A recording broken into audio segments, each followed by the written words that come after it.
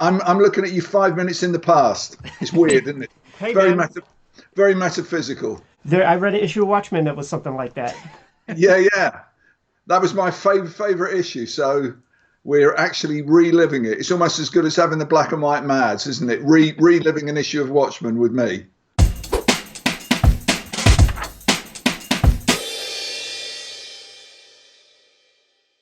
My name's Ed Piskor, I'm Jim Rugg. and the man of the hour, Dave Gibbons.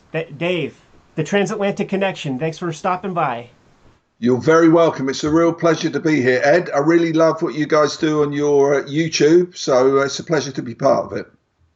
Well, thank you. We're happy to have you, Dave. And you have made some of the masterpiece comics of our lifetimes. So I wondered if we could start with some technical talk.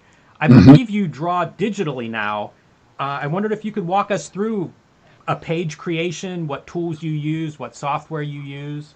Wow. Okay, how long have you got? We've got about an hour, I guess.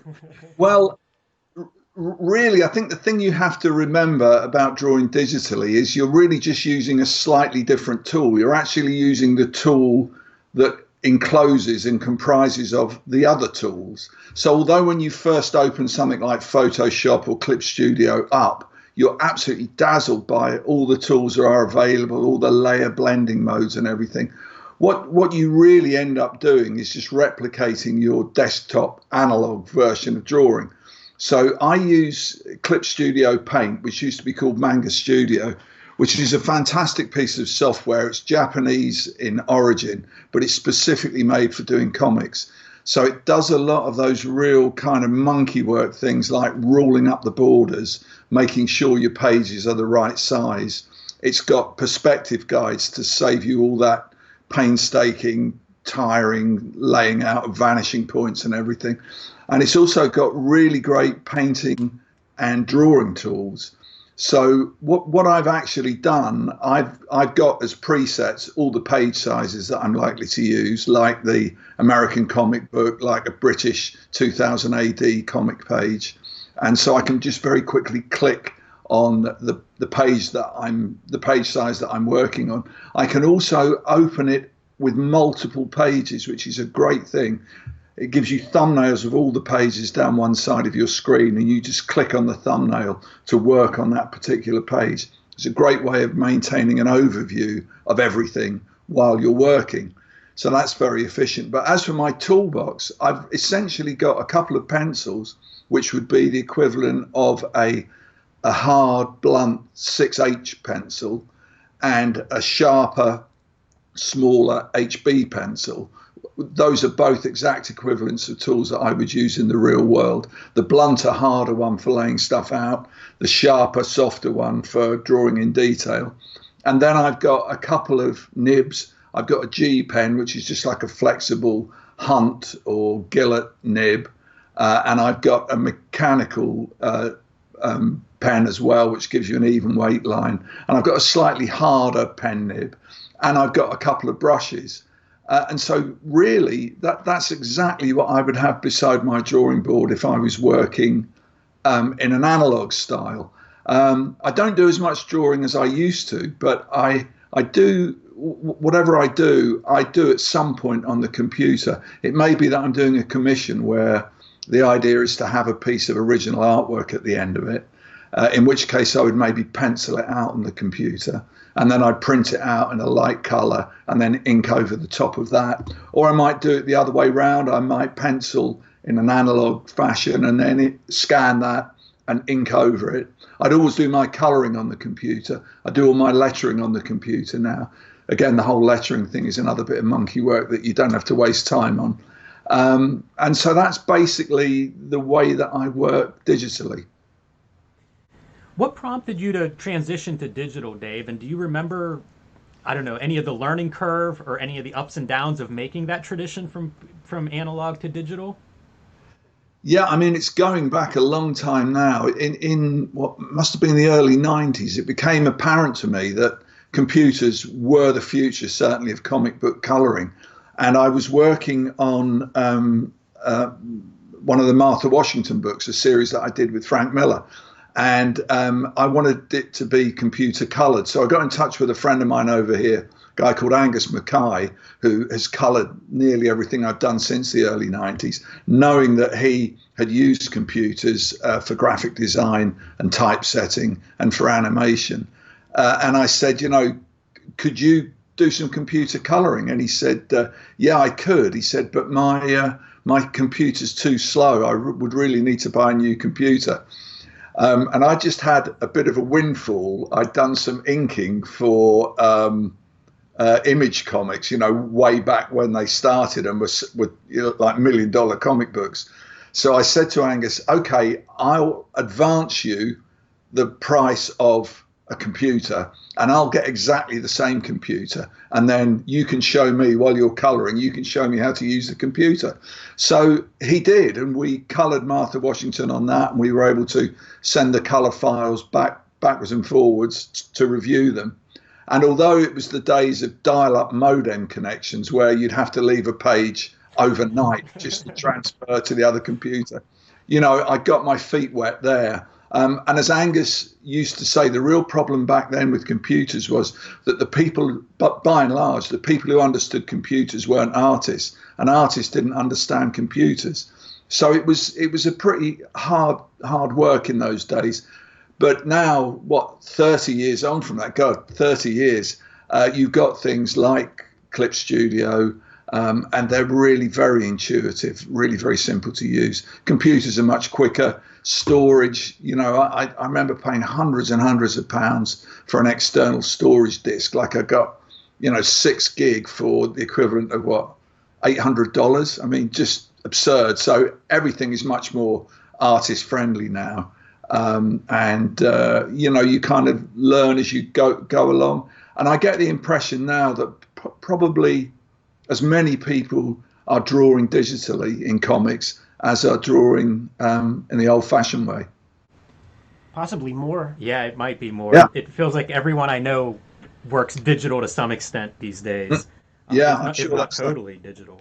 Mm-hmm. You mentioned that you're not drawing as much these days, and I'm always curious what artists are doing, what their schedules are like. What have you done this week? What have you worked on this week? What have I done this week? I had quite a busy day today because a delivery van reversed into my car, so that took up a fair bit of today. It's all right. I'll soon get over it. And it was clearly their fault, so great. But normally, the sort of thing I do nowadays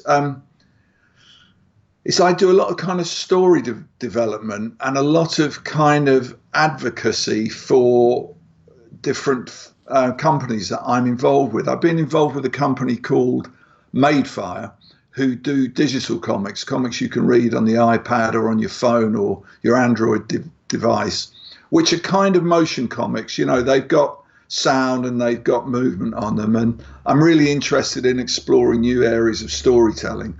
So I do work with them, both promoting what they do and overseeing some of the work that they do on that. I'm also involved with a company called Magic Leap, who do not virtual reality, it's what you call mixed reality, materializing virtual objects in the real world in full 3 dimensions.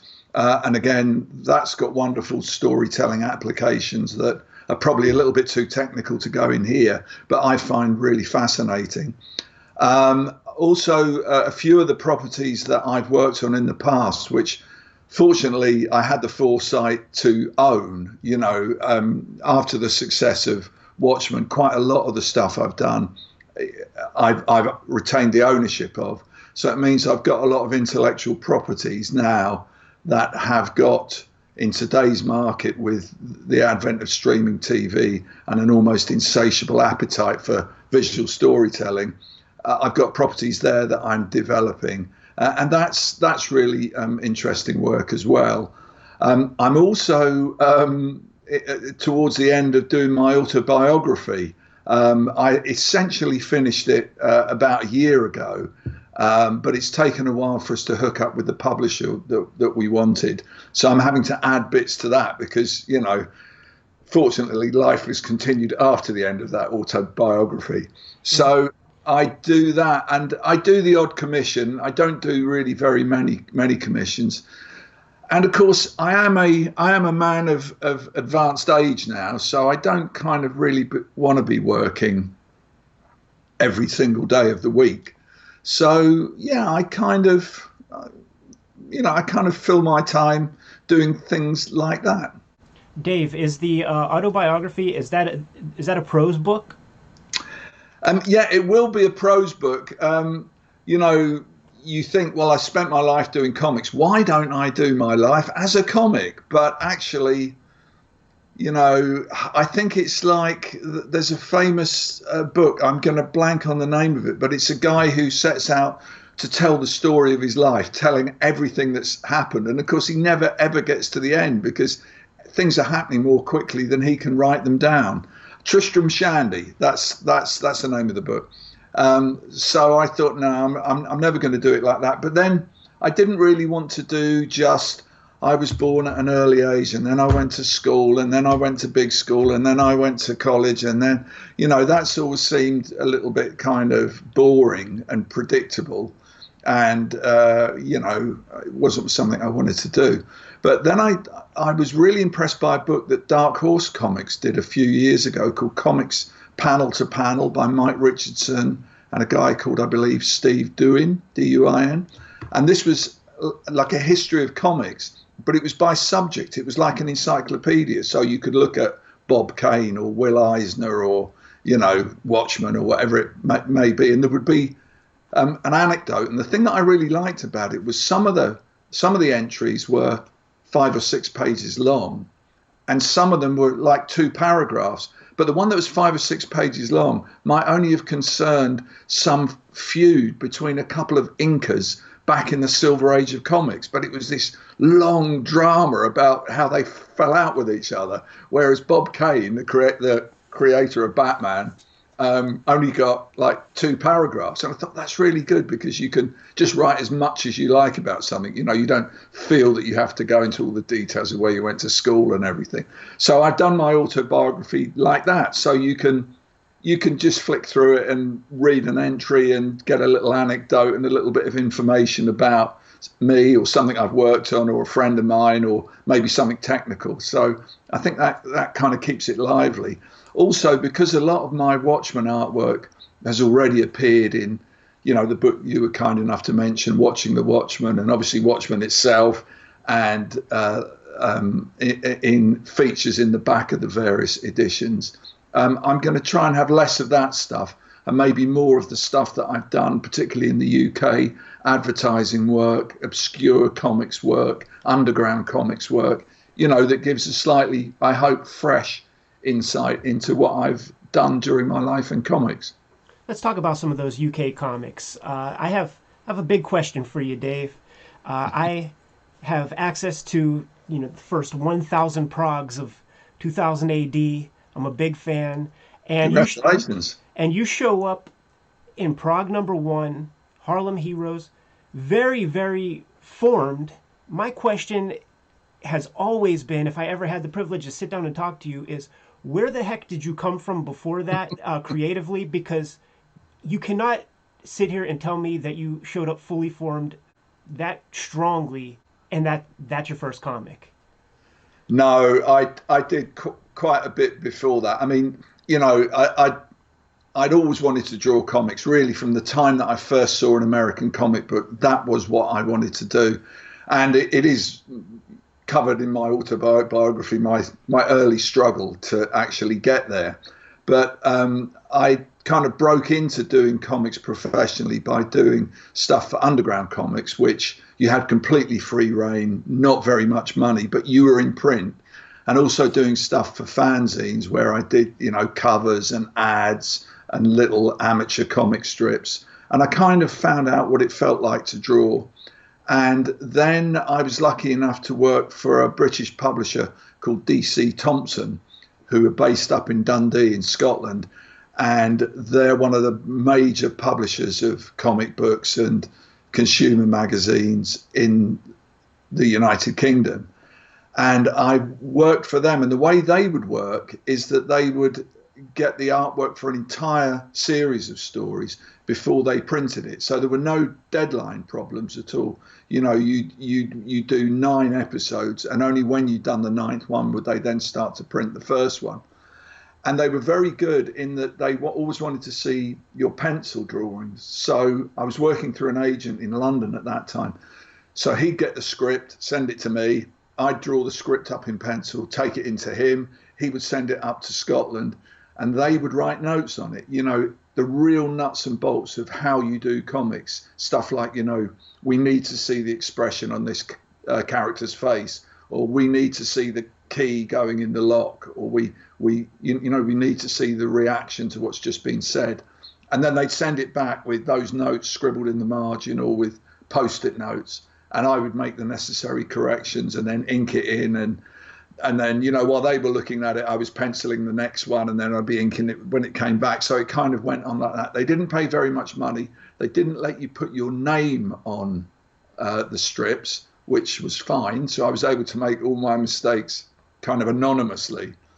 So that was where I really learned. That was my school of comics, actually.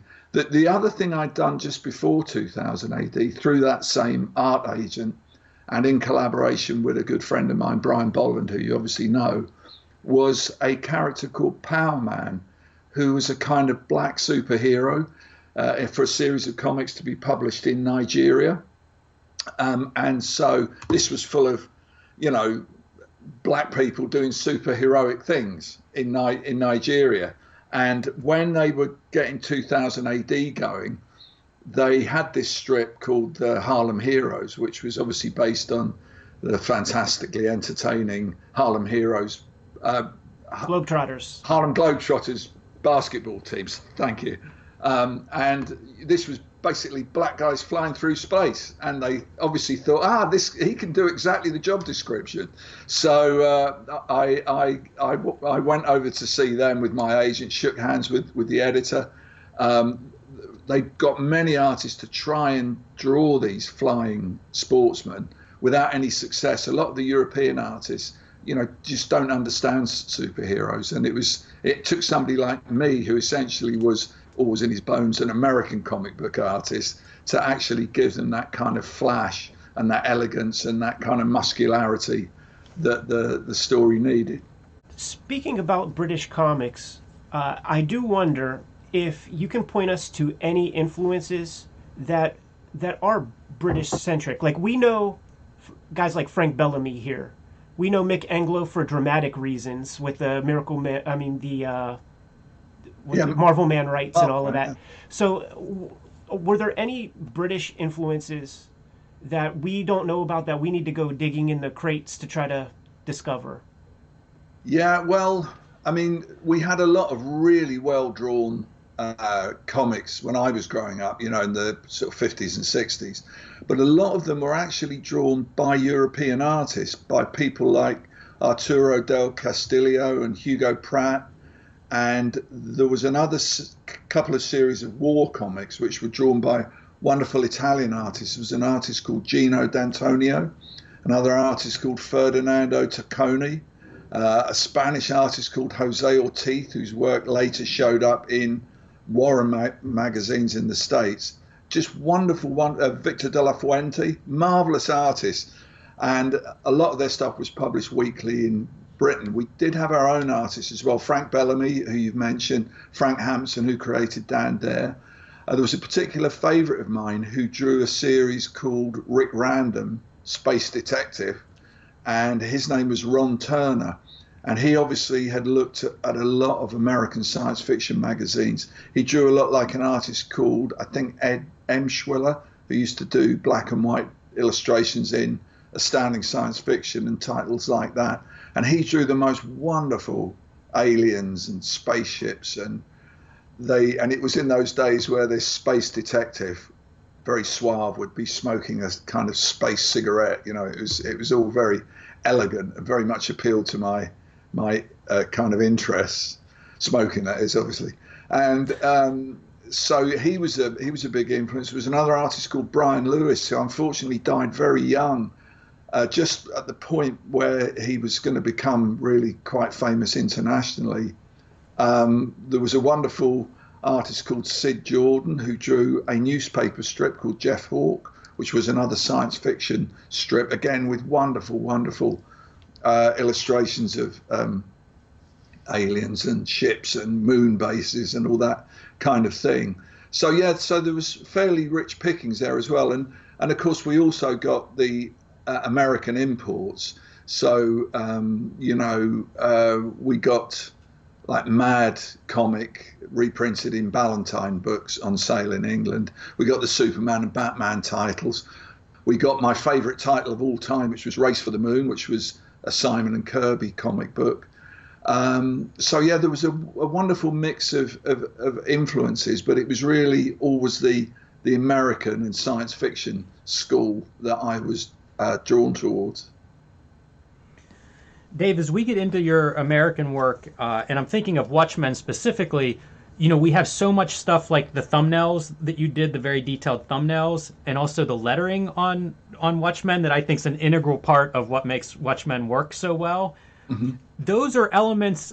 Were you doing those things with 2000 AD? Are those like new parts of your process once you get to DC, these elaborate thumbnails? I think of 2000 AD as weekly. You must have just been churning that stuff out. Mm-hmm. Yeah, I mean, my actual break into professional comics was really through doing balloon lettering. I used to work just around the corner from IPC magazines, who, next to DC Thompson, were the biggest publishers of comic books. And through sort of fandom connections, I got to know people who worked there, and I would go up there in the lunch hour and hang around and just get my face seen and look at people working.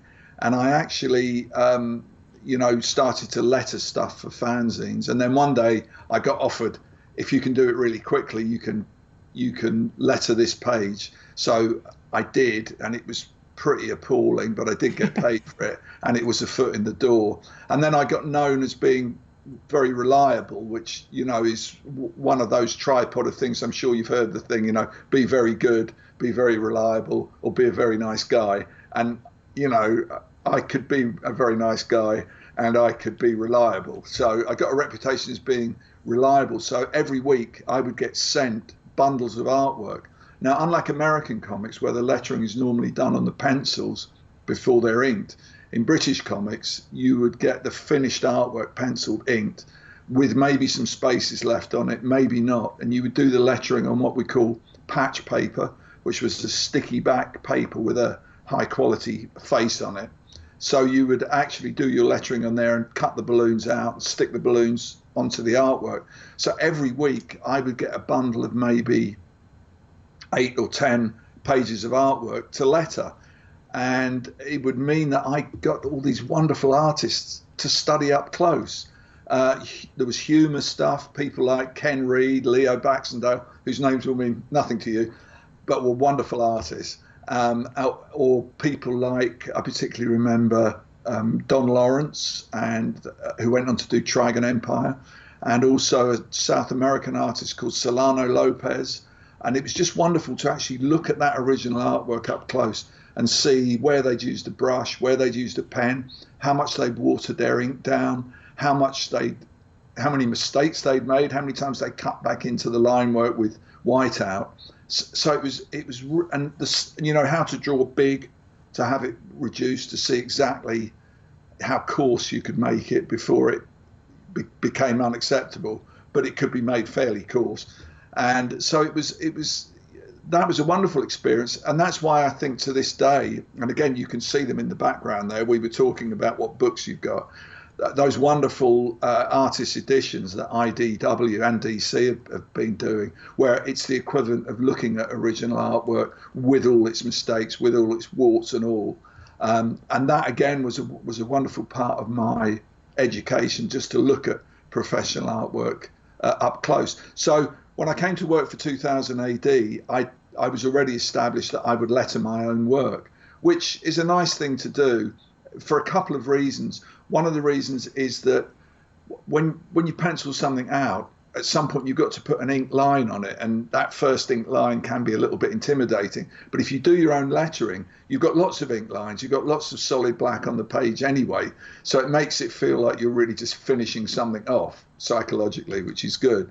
And it also means, of course, that you're in charge of where the balloons go. So if there's a bit of the picture you really don't want to draw, you just put the balloon there. So, and in the case of Harlem Heroes, you'd have to have a crowd of people. You'd have to have an audience. So you didn't have to draw all the audience. You had a third of the audience, and the rest of it was a big word balloon. So, but certainly when it came to doing Watchmen, it wouldn't have been what it was if I hadn't been able to letter my own work, because it was so dense and everything had to fit so precisely that, again, I used a similar technique. I would thumbnail it out because I found that working on weekly comics, that to actually have a clear roadmap, although it takes time and although you have to tell yourself, don't rush on, take the time, do this stage, get the thumbnails done, get the storytelling worked out, and then most of the work is done. If you can just tell yourself that that's going to happen, you can work much more efficiently. So when I came to do Watchmen, I would do really quite tight thumbnails, again, because there was a lot of information and it had to be fitted. Then I would go to the finished board with its 9-panel grid, rough out very loosely the drawing. Then I would draw the balloons in pencil, and then I'd ink them, so that when I came to do the final penciling, I had a lot of the page filled in with lettering. I knew exactly how I had to fine-tune the artwork to fit, so people didn't disappear behind a word balloon or have a caption sitting right on top of their head. And so, that was a tremendous advantage there. And given the choice, I would always rather letter my own work.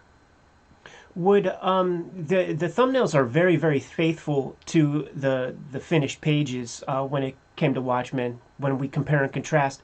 Did you have a Xerox machine in studio that you could just blow it up in a light box, or did you just eyeball that? Well, I've done, like most people who've worked in it as long as I have, I've tried all versions of that. I tried, Xeroxing it up and lightboxing it. I tried putting it in an Artograph projector and then projecting that down on the board. But actually with Watchmen, because the individual panel areas were quite small, I just did it by eye. And also, by the time you got the lettering in, there was a little bit of fine tuning, so you didn't want to be too restricted. But the thing is, when you've done the thumbnails and you've laid in the solid black, if you hold them at arm's length and squint at them, it looks like you have got a finished comic. So the drawing just becomes like bringing that into focus. But certainly, and again on the computer, what I would do on the computer is I'd thumbnail it on the computer, because there's all the wonderful opportunities to scale things up or down, skew things about, change the size of things. I would do that on the computer and then scale that up and do a pencil drawing, a digital pencil drawing straight on top of that. So there's always those possibilities. The main thing is with drawing, you don't want to draw something twice.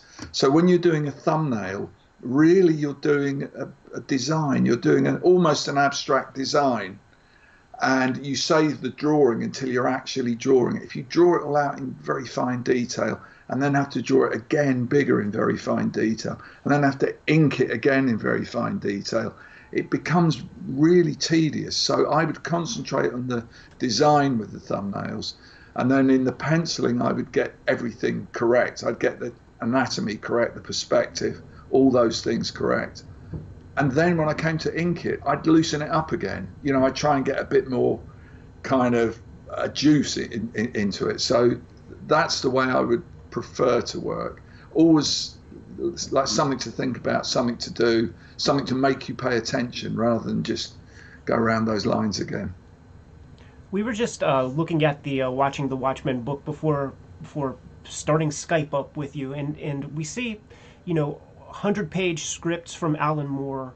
We see probably 1,000 illustrations, sketches. I mean, the freaking roadmap of Rorschach going up to Moloch's apartment. You weren't asked to do this. You didn't have to do any of this. And then you guys subsequently create a masterpiece in comics. Is that standard operating procedure for you? Are there 1,000 extra sketches of Martha Washington that we've yet to see? Well, with Martha, I did, thumbnails for that as well. In fact, there was a slipcase version of Martha Washington, and I believe even in the paperback version, there's loads of sketches and thumbnails there. So it is something that I always do because, if you've got a really good script, and obviously working with Alan and working with Frank, the scripts are about as good as they get in comics, and you don't want to slough it off. You don't want to do. You want to live up to the vision of what their work inspires in you. And, again, having done it for many years, you kind of evolve a way of working that gives you the best end product possible. So that for me is, to do the thumbnails, to get the storytelling right, to sketch out the characters before I come to draw them on the page so that I know they're going to work and that you can draw them from all the different angles. And you can refer back to them like an animator's model sheet so that you're always going back to the same reference rather than it evolving as the comic book goes on and the character ending up looking completely different on page 28 than he did on page 1. So I do all that work. It seems like a lot of work, but I honestly believe in the long run it's less work than correcting stuff or not getting it quite right and having to rub panels out because you didn't figure out how tall the building was or something like that. So to me, it's essential planning, and I do enjoy that side of it as well. I mean, I think my whole approach to drawing is quite logical and quite structural. I mean, when I was a kid growing up, I loved comics, as we've established, but I also loved construction kits. So I've always got that sort of constructive way of thinking. I used to be a building surveyor, so I know how to build buildings. And so I tend to take that approach. I know there are other artists who draw in a much more straight ahead, let it fall where it may way. I never feel quite comfortable doing that. I like to pull on the leash, let the leash go a little bit, pull on the leash, let the leash go a little bit, so you're heading in the right direction all the time. Dave, you've collaborated, we mentioned Alan Moore and Frank Miller, Mark Miller, another high-profile writer that you've collaborated with. I'm interested in that collaboration. It's a big part of a lot of comics, and it's an unusual dynamic, especially if you do everything yourself, which you have done as well. But I wonder about the collaboration, the back and forth, even comparing and contrasting those three writers in your experience.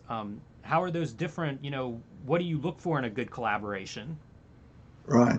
Well, I think first of all, I have to like the writer's work, and in the case of Alan and Frank and Mark, I do really like the work. I mean, I always follow whatever those guys do, just as a fan, because I love their approach.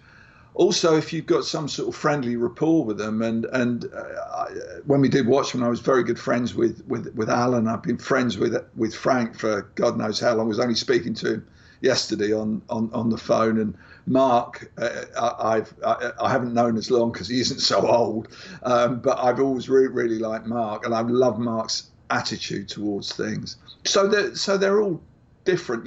Alan famously writes very wordy scripts. Frank writes things that are more like kind of exciting telegrams. Mark is somewhere in between, but there's a wonderful enthusiasm and a wonderful feeling of the moment in a story. Just the bit that tells you everything. Yeah, I mean, and one of the things I like the most about comics is that collaboration. There was a thing that I wrote and drew myself called The Originals, which was kind of autobiographical. It was about me growing up in some ways. And I wrote and drew that. And it actually nearly sent me crazy because I was sat in a room on my own doing it for month after month after month. And I actually would often think, does anybody care? Does anybody but me care about this? Does anybody want to read this? You guys do stuff completely on your own. Sometimes you almost lose faith in it. You're not quite sure. You haven't got any point of reference as to whether it's good or bad or indifferent. So it is that collaboration I like. And in all these cases, I would always talk to my collaborators a lot before the scripts were written or the art was finished. And as an artist, I'm not precious at all. I'm quite happy to have input from a writer. And the other thing that these writers do is it's not like this is what you've got to draw, but Alan famously would go on for 5 or 6 pages describing something and then say, but if you can think of a better way to do it, fair enough, So and I think if you're working with a good collaborator, you spark off something within each other. It's a bit like, did I compare it to, I don't know, playing a friendly game of tennis where you want to give the other, I don't play tennis, where you where I don't play any sport, but where you want to hit a good ball so that he can hit a good ball so that you can hit a good one back again. So it's always, to me, very much that feeling about it. And there's the old saying, isn't it, that the whole is greater than the sum of the parts, and I think that's probably true. It's my estimation that there are really very few great collaborations in comics. A lot of artists kind of like try to outshine the writer, and vice versa. The writer gets purple with the prose. I do think that you and Alan Moore, I think that is the best collaboration that we've had in comic book history. But there were some other really great ones, and I keep staring at the shelves behind your head and right directly behind us as we speak to you, and you have the complete Russ Cochran EC hardcovers, man. And I judge a cartoonist by which EC Russ Cochran hardcovers they have, and the correct answer is the Harvey Kurtzman ones. Exactly. And I think that those are the other like great collaborations in comics history. So I would like to hear some of your thoughts on EC Comics, how those may have influenced you, and if you have any specifics that you can say about Russ Cochran. We just lost him this past week. Yeah. Did you order those directly from him? Did you get those aftermarket? Let's talk EC for a little bit. Right. Well, just to finish off the thing about collaboration, I think what you have to do for a good collaboration is you have to leave your ego at the door. Yeah. In other words, if the artist has got a better idea than the writer's got to let it go, and vice versa. The minute you're putting stuff in there just because you want it in there, just because it's your idea, then I think the collaboration starts to suffer. So that's just a slight observation on that. As far as EC is concerned, yeah, I mean, as I think I said earlier, I loved the Mad comic reprints as a kid. I just thought they were so cool. But living in England, I had no idea. And because the import of American comics, particularly horror comics, had been prohibited, they couldn't come into the country. I had no idea that there were all the horror comics, no idea that there were all the science fiction comics and all the war and action comics, all drawn by my favorite artists. I mean, I think I'd have exploded as a kid. He'd suddenly shown me that. So, I mean, obviously being a fan and following fanzines, I got to find out that there were such things. And indeed, with the EC reprints, I actually bought them from a comic store in England. But in fact, it was exactly the same place that was selling my Watchmen original artwork.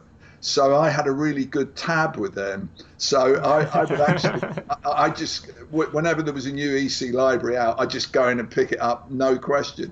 So I've got all of them except for the horror ones, because I must say of all the genres, horror is the one that kind of interests me the least. It is really the science fiction, and it is really the Harvey Kurtzman stuff like Frontline Combat and Two-Fisted Tales, because it's such wonderful storytelling. As far as I'm concerned, the art of comics is storytelling. It's not the draftsmanship of the artist. It's not the amount of detail or how well he draws beautiful women and handsome men, or it's that's not. It's the way that the story crystallizes into pictures. And Harvey Kurtzman, along with Will Eisner, was one of the grand masters of that. And if you look at Watchmen, you can see loads of places where Alan and I are using what are essentially Harvey Kurtzman storytelling sequences or Will Eisner storytelling tricks. So I just loved that Kurtzman, would do that so wonderfully. And again, looking only at the Mad reprints that I saw, a thing that baffled me as a kid was clearly the same artist didn't draw Super Duper Man as drew, I don't know, the Mole. But they looked the same. There was something about the composition of the pictures and the way this thing was laid out that looked the same. And that used to bug me. You know, I couldn't quite figure out who the artist was. Then, of course, it all became clear that Kurtzman's way of working was to do essentially a layout that his artists would then trace off and draw in their own style. You know, as a process thing, that was something that I only came upon later. And so to have that library is a wonderful thing, because it's all those storytelling tricks and all that wonderful draftsmanship that the kind of usual gang of idiots, as I think they used to call them, did. But what I would go on to say is, miraculously, I did get the chance to collaborate with Harvey Kurtzman myself. I got invited to a comic convention in a place called Grenoble in France, and the people of Grenoble were trying to outdo the world famous Angoulême comic book festival. So what they did was spend a shit ton of money and get everybody in comics that you could think of to go to their convention. So it was me, it was Alan Moore, it was John Bolton, it was Brian Bolland, Bill Sienkiewicz, Harvey Kurtzman, Will Eisner. It was just incredible. And I paid my respects to Harvey Kurtzman, and he said, "Hey, I've got a story that would be really good for you to draw." So I said, "Yeah, really?" So he was doing this book for Byron Price, the late Byron Price, called Harvey Kurtzman's Strange Adventures, where it was a kind of mad comic type parody. And the one that he had in mind for me was called The Super Surfer, who was a kind of parody version of the Silver Surfer. And I was absolutely thrilled, because, you know, this is me working with him, who did that stuff that I loved off in the obscure 50s. So I got the tissue paper layouts with all the lettering and the copy and everything on it, and drew it all out as best I could. And I made two little changes. In a couple of panels, he had the person on the right of the panel speaking before the person on the left, which, you know, comics layout 101 tells you never do, even if you're Harvey Kurtzman. So I swapped them back and sent the pencils off. Anyway, and I really put my heart and soul into it. I drew it and drew it and drew it till I couldn't make it any better. So I got a letter back a week or so later, and it was from Harvey. He said, "Dear Dave, thank you for your drawings. I'm sorry that you've seen fit to change the drawings that I spent so long perfecting. You know, blah, blah, blah, blah, blah." It was a complete condemnation of the critiques that I'd taken. And he said, "But, okay, you can do it the way you've got it." So I did do it the way that he had it. And I was really happy with the way the job finally turned out. But I've since read, you know, that he was a hard taskmaster, and I can absolutely believe that. But on the other hand, would the finished work, would we have those EC libraries on the shelf if he hadn't been such a hard taskmaster? I mean, after all, if he used to break Wally Wood and Bill Elder's balls, I'm in good company, you know? I was going to say that's totally on brand, and you have to take a look at the breadth of the EC work to really understand the beauty of the collaboration between Kurtzman and Elder and Wood. When you see them illustrating the science fiction stories or the horror stories, it's more lackadaisical. It's kind of just this illustrated prose, and Kurtzman reined them in, turned them into storytellers, man. So I would have actually been disappointed if Harvey wouldn't have sent you a letter condemning you for changing the composition. And it's interesting as well that I think one of his quite problematical collaborations was with Alex Toth, who is a king of storytelling. But for Harvey and Alex Toth to be both trying to tell the story, you know, you could predict it was going to be trouble. Whereas I think it would be fair to say I love Wally Wood, I love Bill Elder, but a lot of their skill was in the finishing rather than the layout. I mean, their layouts were good, and Wally Wood can tell a good story. But with Harvey Kurtzman added in there, I think it comes back to what I kind of said before: the whole is bigger than the sum of the parts. And I think, you know, those guys were at their best working with Kurtzman.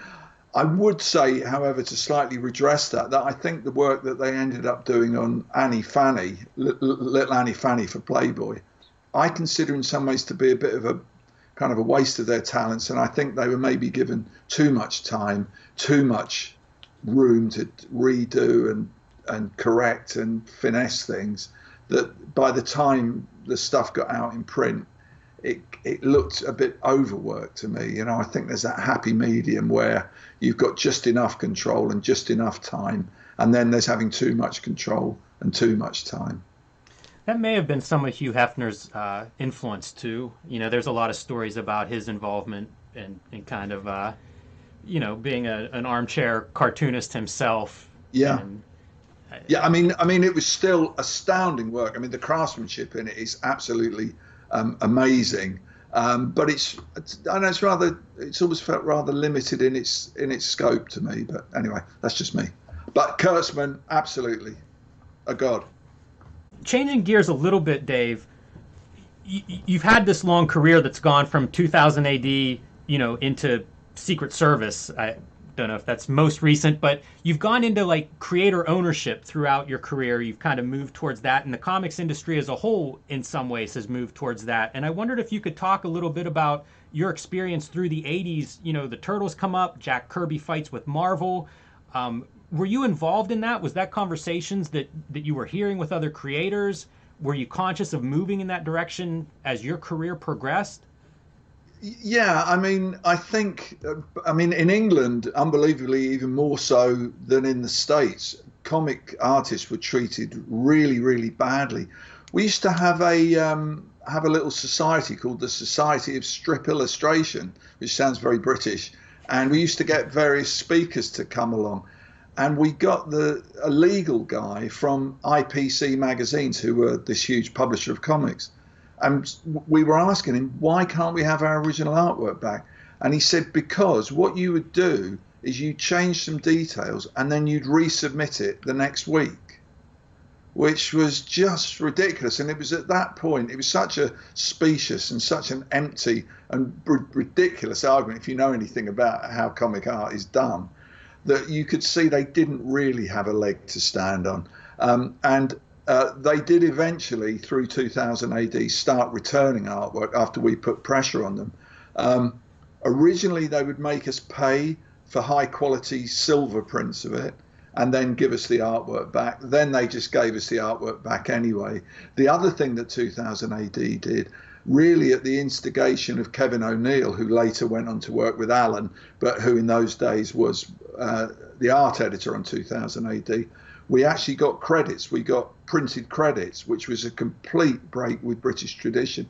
And that again means that the artist becomes much more in control, that people can write in and say, oh, Dave Gibbons is my favorite artist, which of course then gives Dave Gibbons leverage to go along and say, hey, if I leave this magazine, you're going to lose a lot of readers, so you better pay me more money, or you better give me better stories. Or what. It didn't actually come to that, but at least it gives the creator some power. So that was bubbling under in England. I think by the time I got to the States, and I worked with, I think after Alan and I had done Watchmen, we could have done anything for anybody and set our own terms.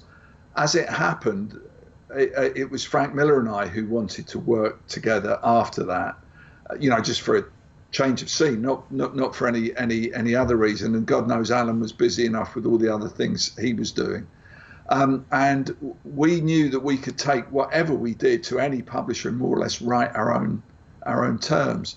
But we decided not to go with DC or with Marvel, but we went with Dark Horse, who are a small independent publisher, a publisher who was very hands-on in the person of Mike Richardson. And they would have printed what we produced at no profit to themselves. They would have given us everything it made just for the prestige of having us aboard. But Frank and I thought, well, that doesn't really seem right. After years of being screwed over by publishers, it isn't really the gracious thing to do to just turn around and now screw a publisher over. So we struck what I think was a fair deal with them, but it did retain ownership of the intellectual property. And it became clear that you could make, if you were a known creator, you could make much more money by maintaining creatorship. And as time has told, make money down the road, possibly from adaptations of these things into other media. And I used to belong to a little thing called WAP, which was writer and artist, something or other. And it was a load of hotheads like me and Frank Miller and, I don't know, Jeff Darrow and Mike Mignola and people like that in the days when we all sort of found ourselves working for Dark Horse. And we all felt that the industry was changing for the better. And this was quite a hot-headed newsletter with contributions from Dave Sim as well as I remember. But a really interesting thing at some point, you've been showcasing some quite obscure publications on your YouTube. I think I've got a full set of those WAP newsletters, which have got some really quite radical ideas with us who were the kind of youngish Turks of the time. So yeah, I think it was something in the air, and I think the way comics used to be done was clearly quite unfair. And I think, you know, in the early 90s, us creators did take over. And of course, with the whole image thing, I mean, they turned the whole thing on their head and really made the creators the selling point rather than the characters. You know, it used to be as an artist, if you got to work on, say, Superman, you were made because you had a best-selling character that there was always going to be work for you drawing. But then it kind of flip-flopped and it became, you know, it's not really Superman we're interested in, it's Superman by John Byrne or Superman by Frank Miller. So yeah, I was part of that movement, but I've never, to be honest with you, by the time I realised I was being screwed over by the publishers, I was on the point of putting myself in a position where they were no longer screwing me over anyway. So I tend to take a fairly relaxed view of those sort of shenanigans. It does feel like, you know, if we look at your career, the comics industry as a whole has gone in very positive directions, you know, with more options for cartoonists, with more genres, you know, available that are popular. So it's interesting to see, you know, it has, I think, been a positive progression, not just for you individually, but for comics as a whole in the last several decades. Oh, yeah. I mean, it's diversified in all sorts of ways as well. I mean, for a long time, superhero comics were essentially American comics, and things have hugely changed now. There's a lot more independent publishers. There's a lot more diversity in the creators as well as the readers. And, you know, I honestly tend to think, I know it's a cliche, but I think if there was ever a golden age of comics, this is probably it, because there is the opportunity for a lot of new, radical, iconoclastic work. But there are also, again, as we can see from the bookshelves, all of the classics are available for the enjoyment and study. And we have the ability to do things like this, that we can have some wonderful I hope wonderful conversations, some long conversations anyway, about the things that we're interested in, and that I think a lot of people who love comics are interested in as well. And I think the technology is working very much, you know, in the right direction as far as comics are concerned anyway. So I think this is a great time to be creating and enjoying comics. Dave, would you take a look at any of the work that would come out from like young independent Turks, like the Hernandez brothers or Dan Clowes or these kind of guys? Yeah, I mean, it's strange. I mean, I loved the Love and Rocket stuff when it was coming out. I mean, I've got to be honest with you, as much for the artwork as anything. And I'm a great devourer of flipping through comic books and liking artwork. I tend to read everything that my friends do, only to avoid, I suppose, embarrassing questions when, you know, hey, that last issue of the Ultimates was great, and they go, so what did you think of that scene where Captain America pointed at the, you know, and so I perhaps read them a bit more carefully. But again, as a friend of mine said in relation to comic to digital artwork. So many pixels, so little time. Nowadays, so many comics, so little time. But I try and keep an eye on everything that's happening. I've got a really good relationship with my local comic book store that which I try and support to the best of my ability.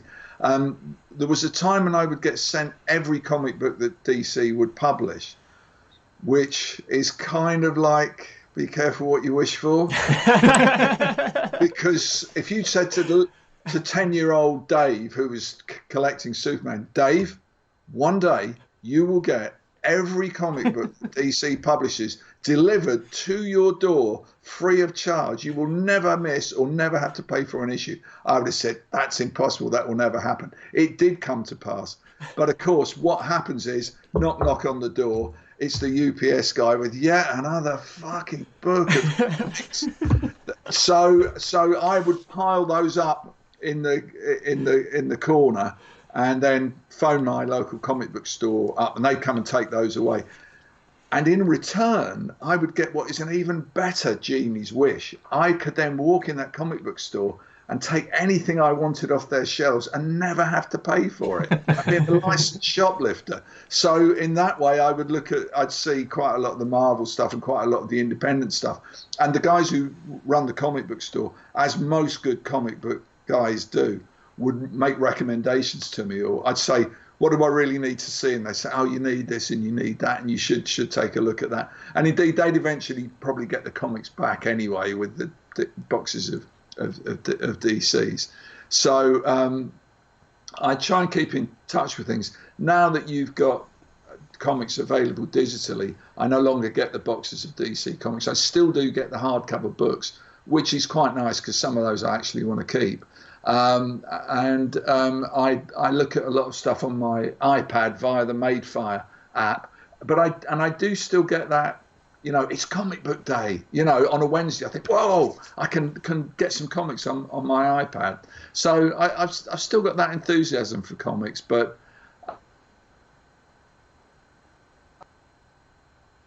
about what I actually look at. Dave, do you remember Deadline magazine, whenever they came out? Like, in our mind, that's like a second generation or something, post 2000 AD.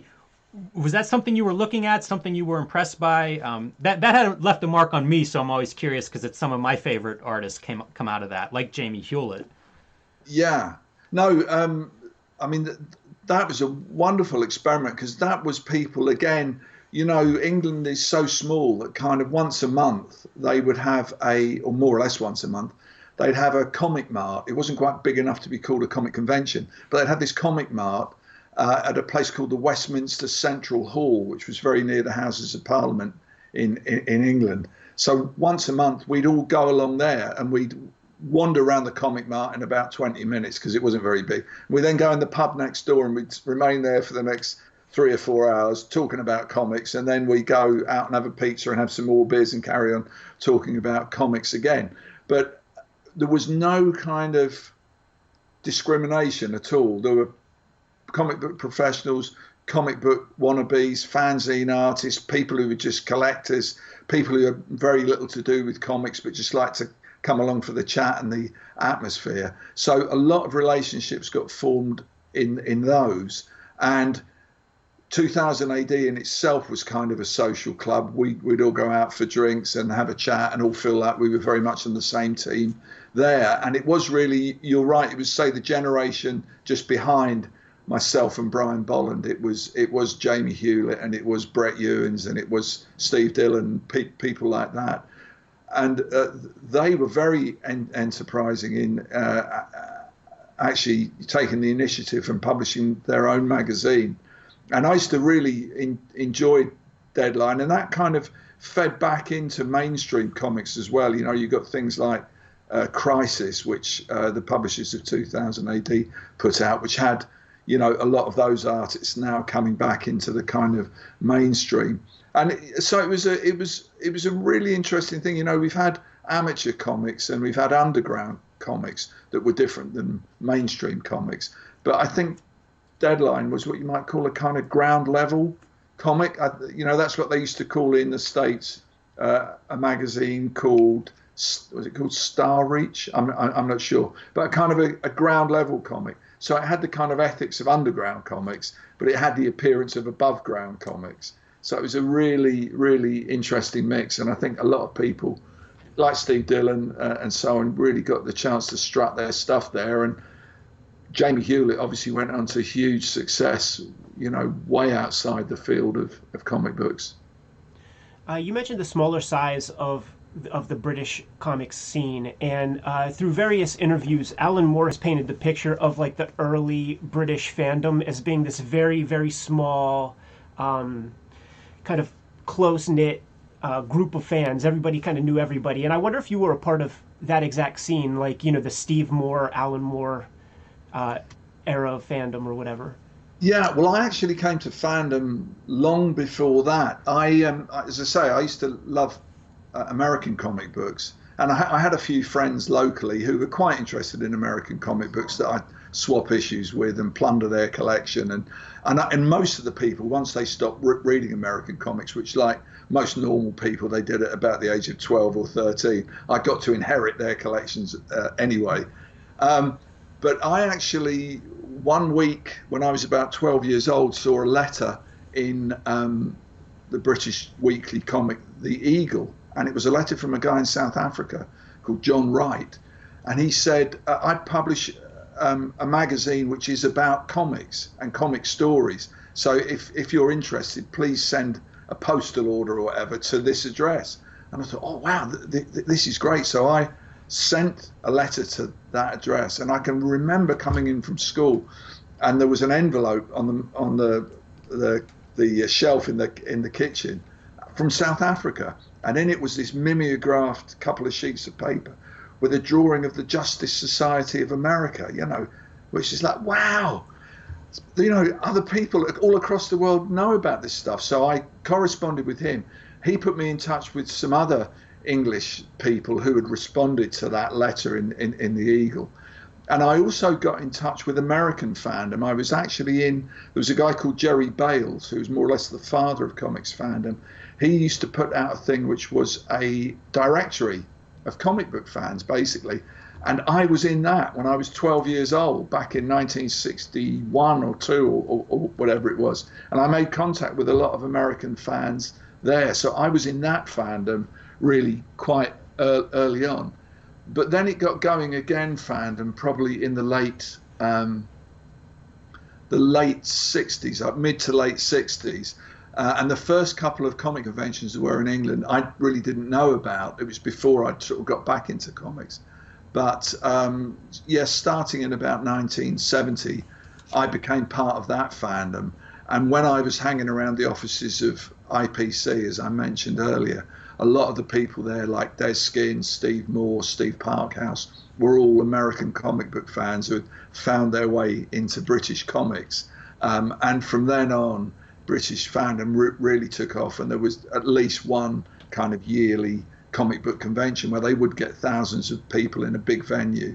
Yeah, British fandom became a big thing. And again, I would go to as many of those as I could afford to, because it was always a good excuse to meet up with your pals and have a few drinks and hear the gossip.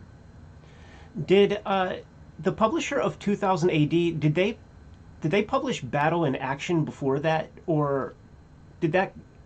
I'm curious about the genesis of like how 2000 AD comes onto the scene. Yeah, they what British comics were essentially anthology comics. So you get a title like The Valiant or The Buster or whatever, and they'd have maybe a third of it would be humor strips, sort of silly schoolboy antics.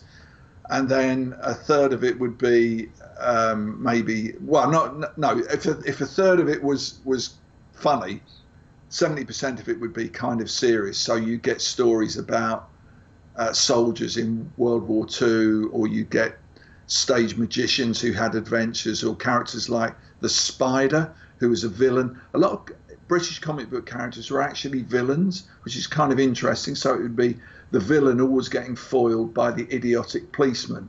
And in fact, the Spider was written by at one point by Jerry Siegel, who had fallen down on his luck after he was spurned by DC Comics. He actually had to look for work in England, and he drew this kind of he wrote this quasi supervillain story called The Spider.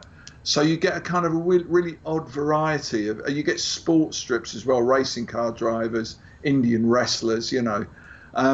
But Battle really broke the mold because it was the same kind of weekly comic. It was an anthology, but it was all war stories. It was all World War I or World War II stories, or modern day stories of people flying jet planes and things. And that was very, very successful.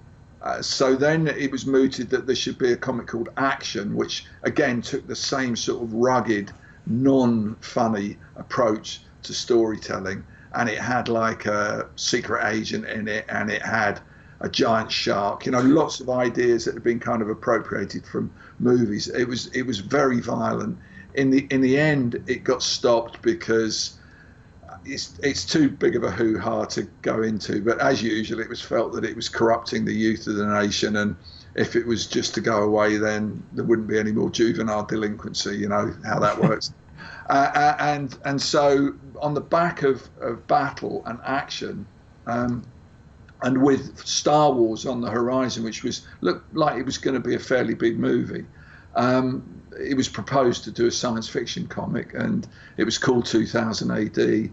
And it was really always apart from the humor comics that IPC was still publishing, and it was largely created by a writer and editor called Pat Mills, who was one of the real rule breakers of British comics and wonderfully innovative creator, along with John Wagner, who wrote a lot of the Dread stories full stop over the past 30 or 40 years, and people like Kevin O'Neill on the staff who had an understanding of something beyond traditional British comics.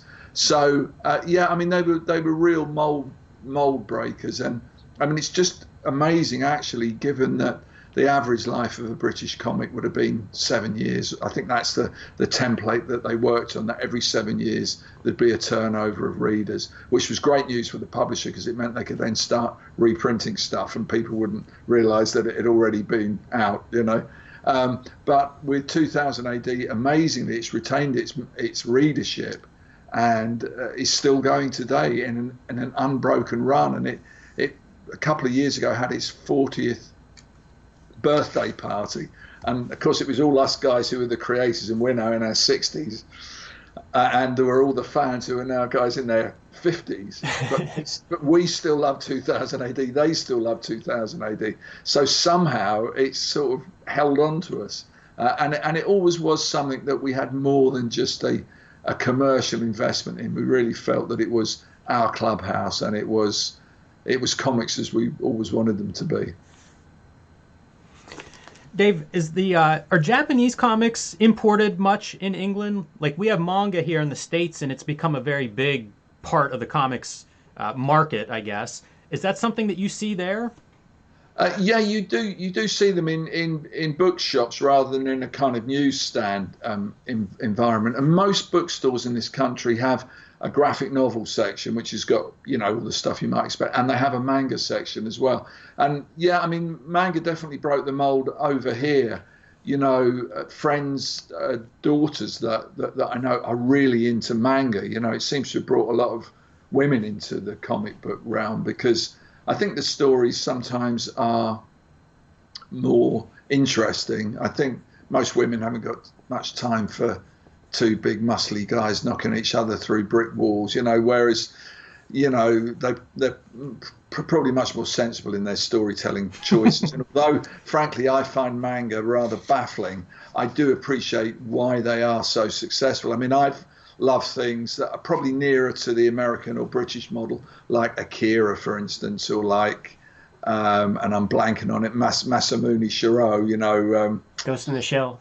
Yeah. So I mean, it's the kind of science fiction aspect of that's attracting me, but certainly you can see it is a huge part of the market now, and it is broadening the market, and again, bringing different people in. I just wish I sort of got it a bit more. Do you have any other questions? I mean, I have a million. Like, let's do one fanboyish one before we get out of here. You mean these aren't all fanboys? Fair point. We haven't mentioned Mick McMahon at all, and he's one of the 2000 AD artists that really excites me. His various periods of Mick McMahon's work, and I know that you shared some studio space at some point in your career. Leave us with a Mick McMahon story before we get out of here. Well, yeah, I mean, it was. Now then, I got this gig drawing an album cover, and it was actually for a Jethro Tull album. I don't like Jethro Tull. I don't get it, but it was to do it was like a gatefold album sleeve with a spread of stories in it, which sort of mentioned the various. It was kind of a concept album-y thing. I think that's what they used to call it. And a friend of mine who worked for a local newspaper found out that I'd done this, and he said, we're going to have to do a feature in the paper about it. And so it was kind of local boy makes good, And also I got very well paid for the thing. And he wanted to say how much money I'd got, and I wouldn't tell him how much money I'd got for it, because my dad had always told me, if you tell people how much money you earn, they'll either think you're stupid because it's too little, or they'll envy you because it's too much. So never discuss it, and that's a rule, Dad, that I followed to this very day. So anyway, they did the feature without the juicy details in the local paper, and I got this. The local paper forwarded me a letter that it had got, a very respectful handwritten letter. Dear Mr. Gibbons, and it was just about what a wonderful comic artist I was, and the person who wrote the letter, wanted to break into comics themselves, and maybe if they had a chance to talk to some, it was the typical, to be honest, fan letter, if you could just find a few minutes to talk to me. And I thought, okay, and he only lived down the road from me, so I phoned him up and said, why don't you come round and see me, and I'll show you my studio, and I'd love to see your work.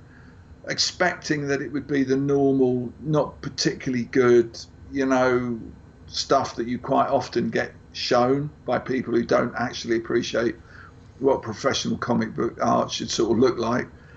And anyway, he came around to see me, and he unveiled this stuff. And I was just slack-jawed. I'd never seen anything like it. I couldn't believe how good it was. So we went down the pub, and then we came back, and then I had to look at it all again. And then the next time I saw him, I bumped into him probably not the next time, because we're obviously best buddies by then, but I saw him on the local station, the railroad station, and he had some artwork under his arm. I said, oh, hi Mick, because it was indeed Mick McMahon. Sorry, I should have put that important storytelling detail in. And you can always dub it in. Yeah. Anyway, so he had some artwork, so I said, what's that? What are you working on? He said, it's this new science fiction comic. I said, what's it called? He said, I don't really think it's got a name, but the character I'm doing is called Judge Dredd. So I said, really? So what is it? Science fiction comic? He said, yes. I said, oh, wow. So that was the first I heard of 2000 AD, because it was at that point, it was still called something like JNP 12. They'd give all their new comics junior new publication and give it a number. So I was going up to London to see my agent, and I said, there's this new science fiction comic, I want to work for it. And so that then joins into the story that I told you earlier on about the Harlem Heroes. Anyway, I had a child not long after that, and it became, I don't know if you've got children or if you know what it's like to work in a house that's got children in it. It sometimes, mitigates against the calm appliance of one's interest to the work in front of one. So I asked around, and I thought I could rent this studio, and I told Mick about it. He said, oh, I'd love to come and share it with you. And I'd never shared a working space, but as it was, we got on so well together, because as you may be able to discern, and I'm sure your viewers can, I am a man of many words. But Mick is a man of very few words, so it meant we worked beautifully together. Basically, I'd talk, he'd listen, everybody's happy. And we were in that studio for about a year and a half, I guess, and we did some great, all I can remember is all the messing around, whose turn it was to make the coffee, what music we were going to listen to, how we could distract each other, you know, all the kind of stuff you do when you share a studio space. But when we were in that studio, that was where I co-created Rogue Trooper. It was where Mick did all the Block Wars, Judge Dredd stuff. And shortly after that, Mick started on Slain.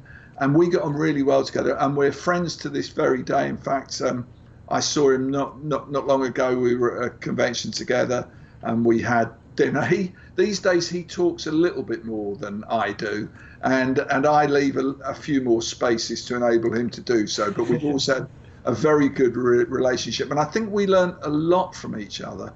Mick is a very fastidious artist. I'm, on a good day, I'm a much more happy-go-lucky kind of guy, and it's weird because only years later we found out that I felt that I wasn't such a good artist because I wasn't as fastidious as Mick, and Mick felt that he wasn't such a good artist because he wasn't so gung-ho as me. So it's really interesting when you get to know somebody on that level. But I agree with you, you know, Mick to me is one of these artists like Alex Toth, who we mentioned earlier, who continues to evolve, is always coming up with new solutions. His work, I think, veers in and out of being commercial, but on his best stuff, which to me is the later Dredd stuff he did, and the Slain stuff he did, is just to this day astounding. You know, he is an absolute genius. Although you'll never convince him of it, he's still quite a humble, quite quietly spoken guy. I'm sure he'll be watching this and going, yeah, what's he talking about? You know. Anyway, that's Mick, someone I'm very pleased to know.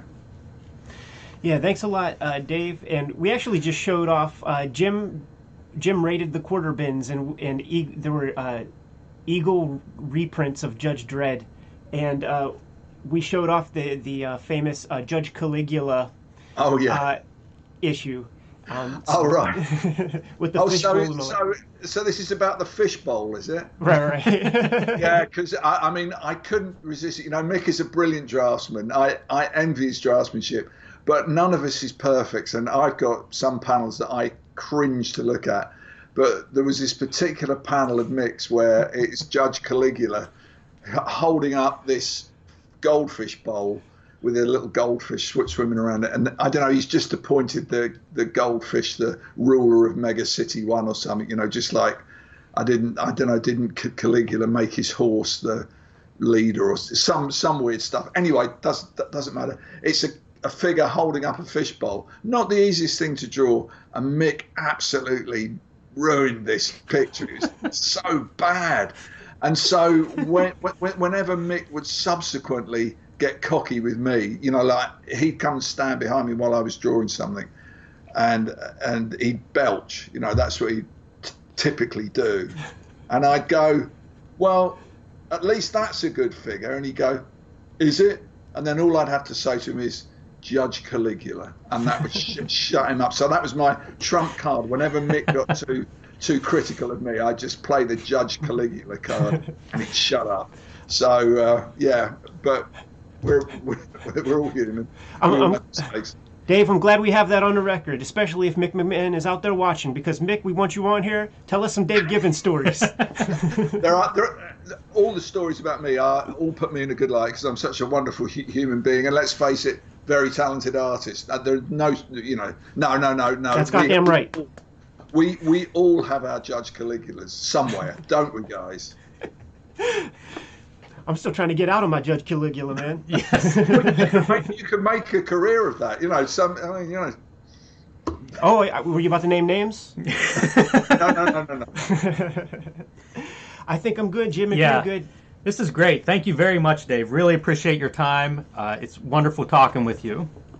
Well, thanks, guys. I do appreciate you giving me all this time, and as I say, I've really enjoyed your other YouTubes. Not only the interviews, to hear you guys talking with such passion, but the wonderful things you did, like the early Robert Crumb stuff that you showcased not long ago. So I'm a big fan of yours and of this channel. So I'm really happy to be here, and maybe when the autobiography comes out, I can come back and read you out some anecdotes of days of yore. I would appreciate it. It would be real fun to let everybody know, give them some marching orders to scoop up a copy. But I wonder, before we get out of here, is there anything you want to point the Cartoonist Kayfabe viewers toward? Any new editions, any new reprints? Man, I mean, my stuff seems to be continually in reprint. I mean, if you're interested in my originals graphic novel, which is very autobiographical and which is 100% me, I think there's still some copies of that kicking around somewhere. And as I say, the other things I'm working on, hopefully you will see on a screen near you at some point in the future. But they're all at that point where I really can't say much about it. But I do appreciate the attention of the fans over the years, and rest assured, when I've got something to sell, I will certainly be selling it to you. Dave, where can fans follow you online? I know you're on Twitter. Yeah, yeah. I mean, I have kind of a presence on Facebook. Never quite figured it out. Keep thinking I'm going to come off it. But I do have pop up on Twitter where I'm Dave Gibbons 90. You can no doubt put it in the program notes. And I have actually been toying with the idea of maybe trying to do a podcast of my own. I used to love Will Eisner's shop talk column in his various spirit magazines, and I've already talked to several well-known friends of mine whose names I've already dropped throughout this conversation today, who have expressed their willingness to be involved in something like that. So, and I would want it to be a bit like the early part of our talk, really about the nuts and bolts, because that's something that I find fascinating, and something which, you know, in truth, whenever cartoonists get together, all we really want to talk about is pen points and brushes, paper and software, you know. So I've got the ear of many people who've got very fascinating takes on the creative process, and it would also be a good discipline for me to shut up for once and let somebody else talk. So I'm actually considering that. And again, follow me on Twitter, because when I do that, I'll certainly put all the details up there.